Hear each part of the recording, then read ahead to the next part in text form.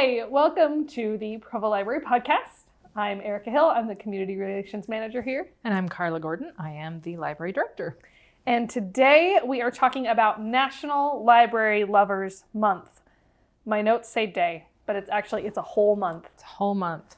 And it's a whole month according to somebody, perhaps the American Library Association.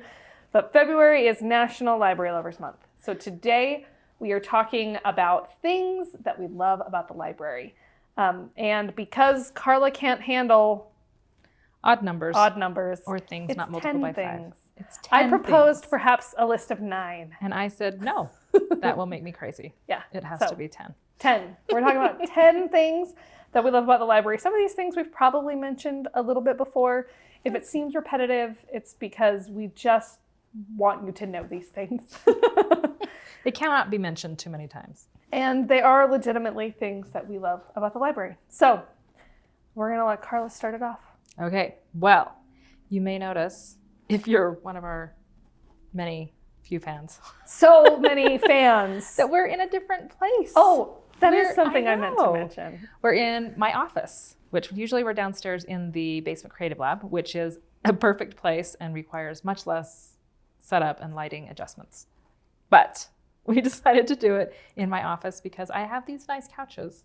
Yes, they are slightly more comfortable. It's kind of cozy. I will admit, maybe this is something, I don't know. Anne-Marie's going to be fine.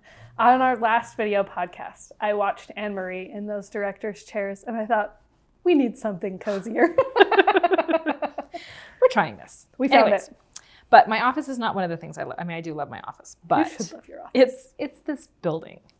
And I don't think that would surprise anyone that that's something that we love. And I think as a staff, we love having this building. And I think one of the main reasons is that the community has a lot of ownership and love for the building. And so it's like a place that people recognize, and it's beautiful, and it lets us do so many really fun things, and the community cares about it. Mm-hmm. Like, the community cared enough, and it may have only barely passed the the vote to save this building and make it a library. It was a nail biter, but I have never heard anyone come in. They'll come in and they will say, I did not vote for this, but I'm glad we did it. I've never heard anyone say that it was a waste of money or something they shouldn't have done. And I think everybody's just really proud of it. And I love being a part of that. I love that our building is something that the community just identifies with and loves. So I love it when someone comes in and they say, like, I went to high school here, or, like anything like that. I think there's so much history. And with that comes some challenges. You're well aware. I do have a love-hate relationship with the building because it is a building that has leaks, and it has carpet that has to be replaced, and it's got a chiller that has to be replaced. Like, it's a building. And so there are headaches that come with that. But there's also moments like once I had someone come in and they wanted to go to the bell tower and find where their possibly great grandfather had carved his name in the woodwork in the bell tower. And I think we actually found it. We weren't sure because it was worn away. It was very old, but we were able to find it. Like, that's just like fun. This family was so excited. Them all the way up there? I did take them all the way up there and let them look around. No dead bats? There were no dead bats, which is nice. Again, a building that has some building issues, including bats at times. Though I think we've taken care of that problem. I think so. We haven't had bats in quite a while.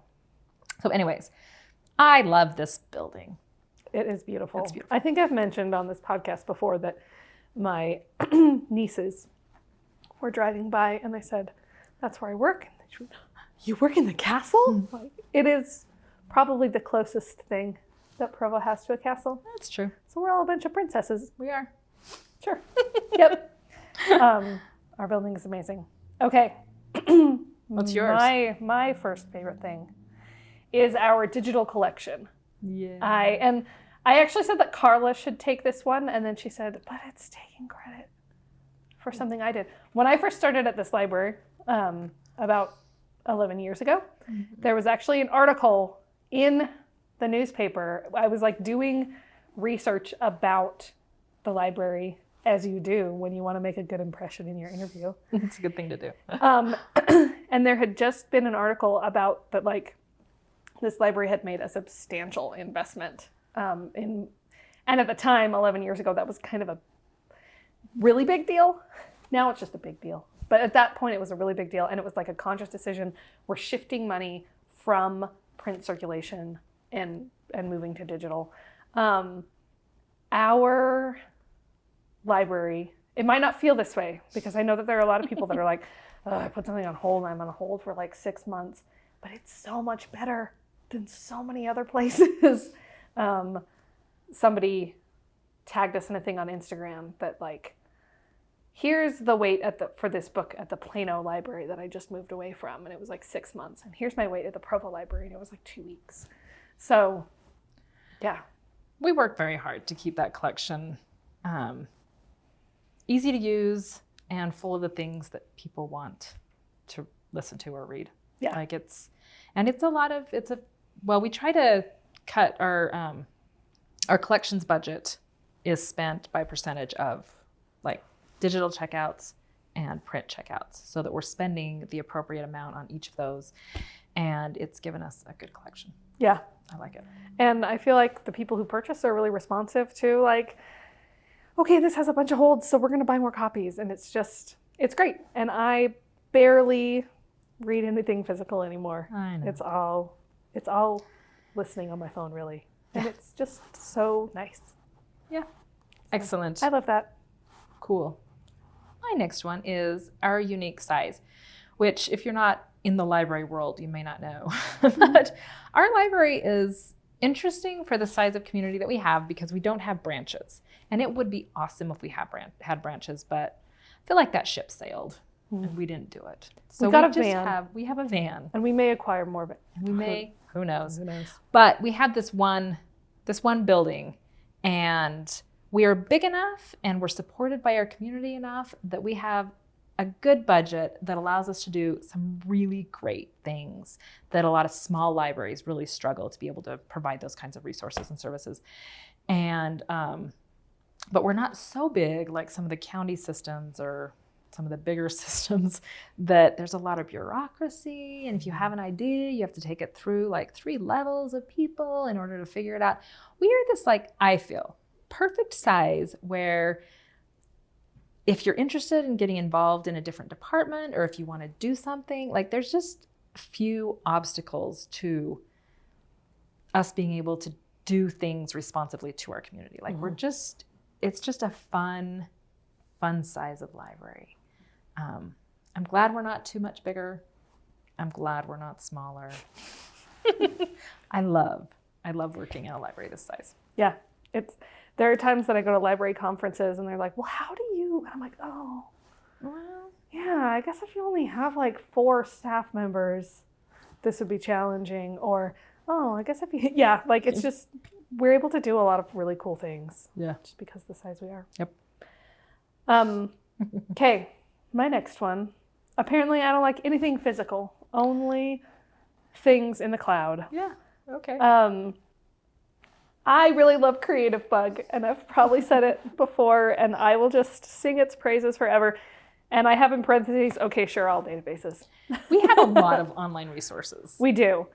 And I don't necessarily, I promise that the whole purpose of this podcast is not just to try and sell you on using the digital resources at your library, but also we pay for them, which means you pay for them.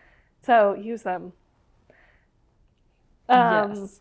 But the thing is like, the thing I think is good about like Creative Bug for you is it's an interest you have, and it's a resource we have that feeds that interest. And this community, there's lots of different people with lots of different interests, and there is probably a database that can tie into that. Yeah. And I think that's what you love is this thing that makes your life easier and speaks to you. And hopefully if you have a hobby or an interest or something you want to learn, we have LinkedIn Learning. We have like all of these other things that can really help with other interests and life goals. So Creative Bug specifically is fantastic because they have patterns and video tutorials and different things that, like, it's not just here you can learn about something, but like I can print this off and trace this embroidery thing and then have something beautiful. And I learned to do it all on Creative Bug, and that's amazing. Probably the other ones are good too. They are. They are. Use them. See, there we go. I don't feel passionate about Creative Bug because That's okay. I am not creative. You don't have to feel passionate about it. My third thing is dedicated funding. So the way our library is funded is not necessarily unique, but it's not the way everybody does it, which just means we're not part of the general fund, which keeps our funding reserved for us, which is great, really great. It's great. Because with libraries that are part of the general fund, like every year they have to go and fight for their budget and say, don't get that extra policeman, give us. We need more books. Something. We need more books. And the policemen, probably rightly, often win that. And so we, of course, have a budget that we have to keep up on and like make sure we're meeting that budget and, you know, ask for more money when we need it and all of those things. But it is this dedicated fund for us, and it helps protect the library, protect the services, protect the collections so that we can continue to have them year after year after year. And that's why we have the amazing collection that we have is because every year we have that money. And I mean, there are hard years, there are easy years, like all of those things. Just the economy is the economy, but it does insulate us a little bit from the ups and downs. It's dedicated property tax, and we really appreciate it. It's good. I don't know who we have to thank for that. Somebody a long time ago, like when the city, I believe, was set up. It's been that way for as long back. They had as their I have priorities straight. So good. Okay, so with that dedicated funding and everything else, really, I love, my number 3 thing is the kind of special experiences that we get to have at this library in particular. Sometimes I describe my job to my family, and I don't know, like maybe after being here for 10 years, they should know what I do. I'm not certain that my family really knows what I do. My 9-year-old son just asked that the other day. Yeah. What do you do? What do you do at the library? And the answer is I get to be so involved with the things that people are shocked to find at the library. So that we have the attic, that we have the basement, that we have fairy tea. We just got done with Valentine's Ball, which was delightful and not at all exhausting. And like, how many libraries get to host a Valentine's Day ball? The answer is not many. Not many of them. Because just even having the space to do that. There was another library that I worked at that now has a good space for things, but at the time, like, we were having some big concert and we had to physically move bookshelves out of the way. Oh my gosh, it was not, it was an adventure. Sure. You know, putting stacked bookshelves, trying to tip them and get them on furniture movers and slide them out of the way, just so we would have enough chairs for this concert that we were having. Like, I've never once had to move a bookshelf in order to have something happen here. And it's so great. So, I mean, it probably does come back to sort of our unique size and standing, but we just have really special things at this library, and it's great. Cool.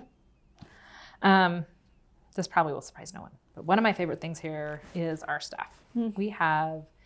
We're amazing. Incredibly dedicated staff in all of our departments, all of the people. I love, and I get them often, comments from people saying, I love coming to this library. The staff are so knowledgeable and friendly, and they work so hard. Like, they're always looking at finding new ways to do things, better ways to do things, ways to make an experience special, ways to make sure that people get access to what they need. They are just constantly looking for ways to help, and we really I just love working with them. Yeah. It's being able to provide just quality services. Like I can't do that alone. I can make a lot of things happen, but I need to have hired amazing people. And I have. And they daily do amazing things. I feel like even when people might have an issue with like a book in our collection, like I noticed someone posted on Facebook a thing that they were concerned about a book, but even when they were complaining about this thing, she was very complimentary to our staff. Like, even though I don't agree that this book should be in the collection, the person who helped me was so great and so nice and showed me right where to go. You know, like, yeah, we have a great staff. We do. We're amazing. Okay. This is, I don't know. My only problem with a list of 10 instead of a list of 9 is that I'm like, am I just sounding repetitive? I promise this is not the same thing. Though a lot of these things are kind of related. I love that we get to try new things. Like we are not, I don't want to say that we're like not risk averse in terms of like, we're not overly risky, but like, I feel like we're always looking for ways to improve or new things we can do. So just to give an example, for a long time we had a copy room, and that copy room had all kinds of counter space. Did it have more than one copier? Nope, it just had one copier. One copier, but a whole room. Well, there was also a wall of it was tax forms. Oh, yeah. Tax forms. That's we don't have tax forms at the library anymore. They don't send us. We don't have a room for tax forms anymore because at some point we said, does this one machine require this whole room? So we moved everything out and we made it a used bookstore. And that was cool for a long time. And then we just found that our study rooms were getting more and more and more used. And the adult department came up with escape rooms, which is a really cool thing to do and sometimes hard for a bigger group to do in just a study room. And we looked at things again and said, is this room serving us and our patrons as well as it might? And so now it's not a used bookstore anymore. Now it's a small programming room. And that whole philosophy, I feel like governs so many things we do, that like we're willing to look at what's working and what's not, and we get to try new things. And like, well, maybe this won't work and maybe it will. And so many things end up working almost too well. Like we've got a couple programs happening in that small programming room, and they've only been going for 2 weeks and they're so popular we might have to move them to a different space. We're looking at that. We are victims of our own success. But it's nice to have just one more place to do things, because more and more people are coming to have those experiences. And the community needs spaces. They do. So we're excited to have one more. The fishbowl. The fishbowl. The small programming room. Rolls off the tongue. Lovingly referred to as the fishbowl. Yes. It will not show up as on our marketing that way. My final thing is that our main purpose is to serve the community. And I get students coming in and they're like, I'm thinking about being a librarian. Tell me why you like it. And it's just that I get to come to work and not try to make money or not try to con someone into signing up for something. Because we're not conning you into using our electronic resources. We're just explaining how awesome they are. But inviting. Yes, my job is to help the community. And this library, I think, is built on that. And it has been for many, many years. So I appreciate that our library is so focused on that purpose of finding what the community needs and doing our best to supply it. It is great. So before we came in to record, we were having a little bit of a grammar discussion about Library Lovers Day and where the apostrophe went and what that meant. So the apostrophe is after lovers. It's a plural possessive, which it's like, oh, are we celebrating The people who love libraries or the libraries themselves? And my last thing is, I'm going to say, I would like to celebrate the people who love libraries, because one of my favorite things is our patrons. I don't always get to interact with all of our patrons, except like I can think of no other place I've ever worked where people responded to an email newsletter. But I regularly get like responses back, like, you librarians are great. Thanks for everything you do.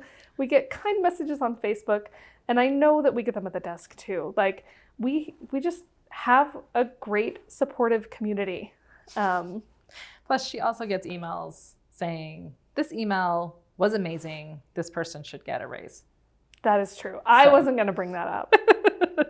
Do I have a folder where I file those away? She does. I do. She does. And when I'm having a bad day, then I can just be like, well, these people thought I was amazing. So even if I had to carry my son into school with no shoes on and I'm the meanest mom, I did write a very funny email. You did. And you're good at your job. Yes. And people are kind enough to tell you that. Yeah. We just it really is have nice people. There's smiles all over. Whenever I do a big event, like we did our Valentine's Ball, and it was just so much fun to see people's smiles and how much fun they were having. And I know that our outreach librarians feel that way too. Like they get to go out in the community and everybody's just excited to see the library. You just get loved from everybody. Nobody's ever mad, like, why is the library here? The library! It's great. Yeah. So thank you for being awesome. So those are things we love about the library. 10 things. 10 things. That may have actually been 9 things. But I made her make up one more. Thanks for joining us. Yeah. I feel like I should have a stronger wrap up than this. But we love the library and we love you. Thanks for being here.